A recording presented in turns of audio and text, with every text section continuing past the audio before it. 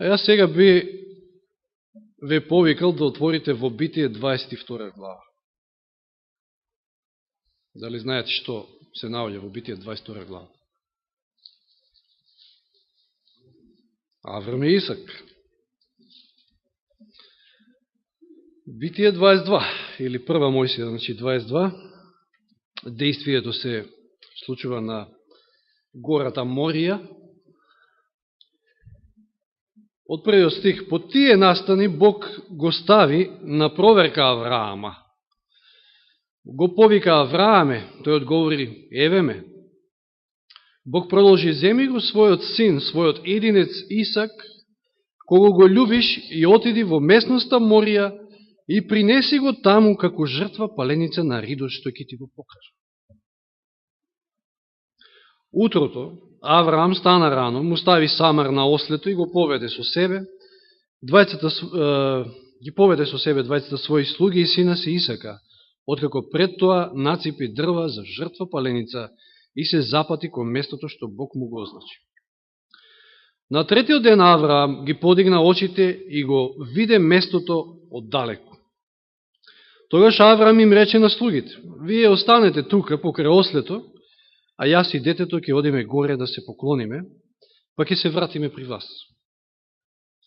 Авраам ги зеде дрвата за жртвата паленица, ги натовари на синот си Исака, а во својата рака зеде оган за подпалување и нож. Така тргнаа двајцата заедно. Тогаш Исак му рече на татка си Авраама: татко, еве ме сине, се јави тој. Еве оган и дрва. Тука се, значи, и огнот и дрвата. Рече пак синот: но каде е јагнето за жртвата паленица? И 8 стих: Бог самиот ќе си предвиди, односно Бог самиот ќе се погрижи за јагнето за жртвата паленица, сине мој. Одговори Авраам и го продолжија патот. Стигнаа до местото за кое зборуваше Бог. Тогаш Авраам подигна жртвеник, ги нареди дрвата, го врза својот син Исака и го положи на цепениците на жртвеникот. Сега Авраам ја испружи раката и го зеде ножот за да го заколе сина си. Но Господов ангел од небото го повика и рече: Аврааме, Аврааме. Еве ме, одговори тој. Не ја спуште раката врз детето, рече, ниту му прави нешто. Еве сега знам дека се боиш од Бога, зашто не го задржа од мене ни својот син, својот единец. Ги подигна Авраам очите и виде и ете зад него овен сплеткан со роговите во грмушка. Авраам отиде, го зеде овенот и го принесе во жртва се паленица на место сина си. На место сина си. Место сина си, да. Авраам му даде име на тоа место Јахве Ире, затоа се вели денес на гората на Господовото промислување.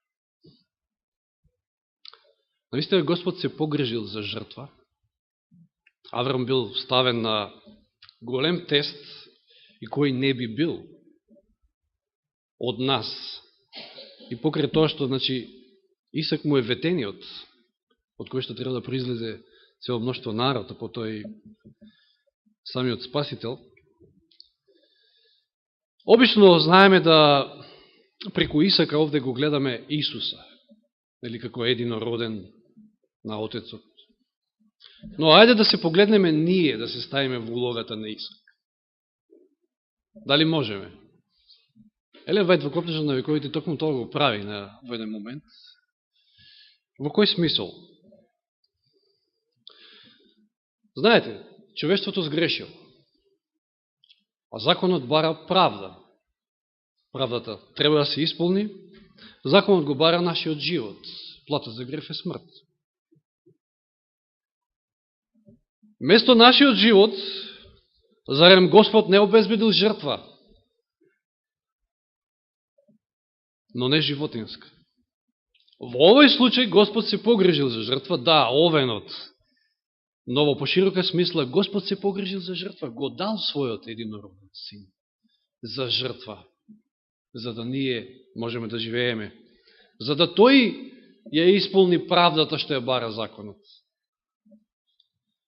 Значи не животинска жртва, затоа што Евреите 10.4 вели јасно дека крвта на биковите и јарците не може да ги отстрани гревовите.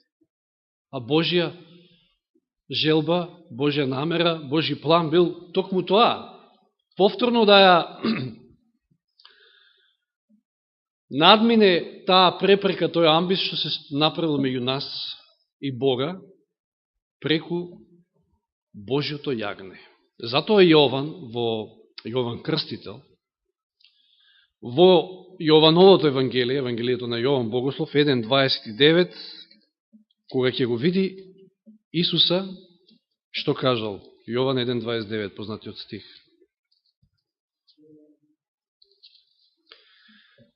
Значи, утреден Јован го виде Исуса како доаѓа при него и рече: еве го Божјето јагне кој ги зема гревовите на светот. Или гледајте го Божјето јагне, погледнете, еве го Божјето јагне кој ги зема гревовите на светот. И овде на овој стих малко ќе се задржиме. Стихот јасно и недвосмислено кажува дека Исус е Божјото јагне. Зошто јагне? На евреите им било многу јасно. Затоа што јагнето се пренесувало како жртва. Но и кротко, мирно, невино, послушно, никогаш не повредува. Тоа е одраз на Христовиот живот. Христос бил тоа јагне. И тоа пречисто јагне, јагне кое што 1 Петрово 2.22 ни го опишува вака. 1 Петрово послание 2.22.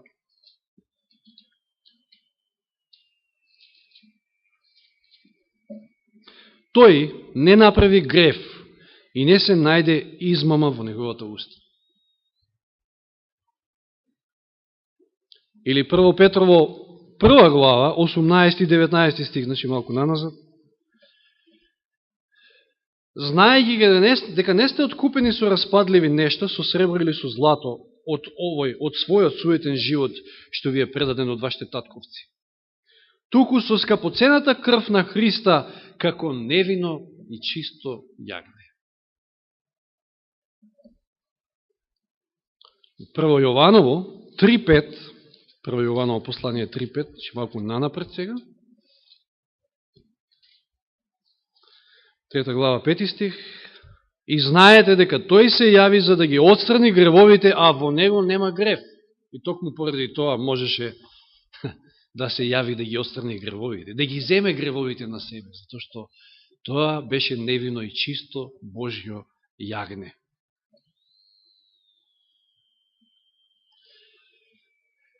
Како што вели Јован Крстител кога го видел, значи, еве го Божјето јагне, кој ги зема гревовите на светот, гревовите на секој еден од нас.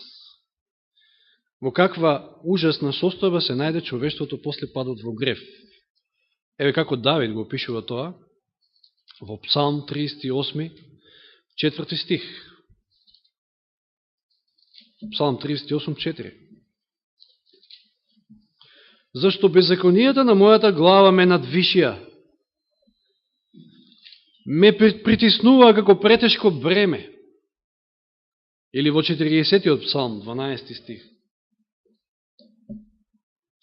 Уште посилен опис. Зошто ме обкружија безбројни зла, моите беззаконија ме стигнаа, така што не можам да гледам, ги има повеќе од влакната на мојата глава. И затоа моето срце се онемоштува, се онемошти. Колку се нашите беззаконија, можеме ние да ги изброиме, нашите гревови. Каде ќе ни беше крајот, ако Господ не обезбедеше жртва. Но Господ се погрижи за жртва. Господ се погрижи и го даде својот единороден син. За да ги земе сите тие гревови на себе, да ги понесе на крстот. Или, еве Михеј, читаме овие се исто јаки силни стихови во Михеј 6 глава. Нема друг начин. Што би можеле ние за откуп на тие наши гревови? Како би можеле да се откупиме? Вели 6 глава, значи Михеј 6 и 7 стих. Со што ќе дојдем пред Господа? кога моите гревови се повеќе од влакната на мојата глава. Значи, со што ќе дојдем пред Господа? Ќе паднам ли мничком пред Севишниот Бог? Ќе дојдем ли пред Него со жртва паленица, со телиња годиначиња? Дали ќе му бидат мили 1000 овни, 1000 и потоци на масло? Може ли и со тоа да се откупиме за нашите гревови? Не се доволни ни илјадници, сите тие илјадници кои што жртви паднале во Стариот Завет. Не се доволни.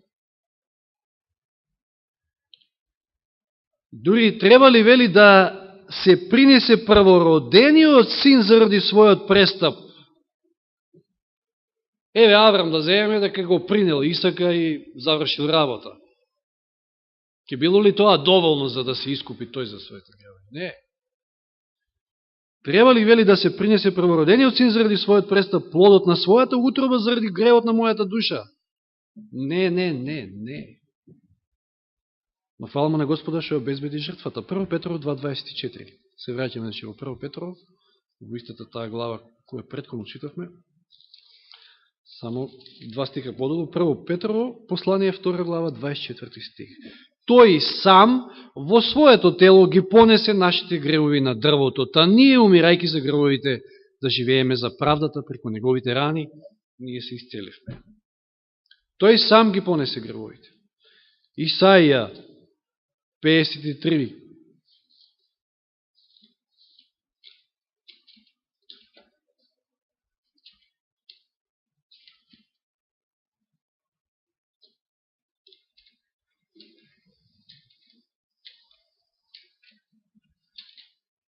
Исаја 53, 6 стих.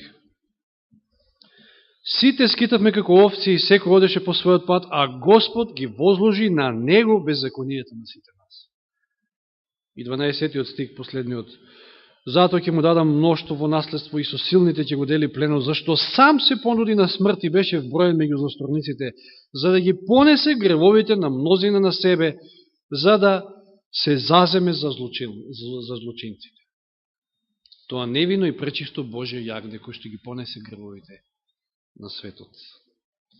Псалм 103.12. Псалм 103.12.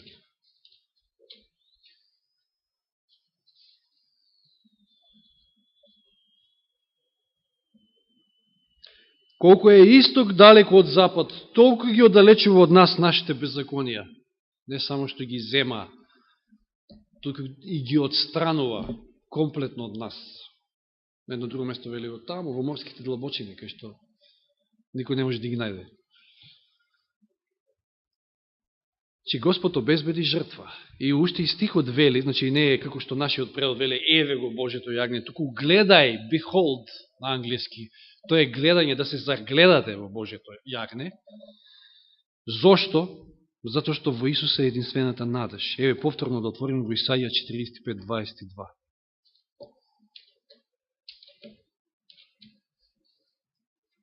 Исаија 45.22.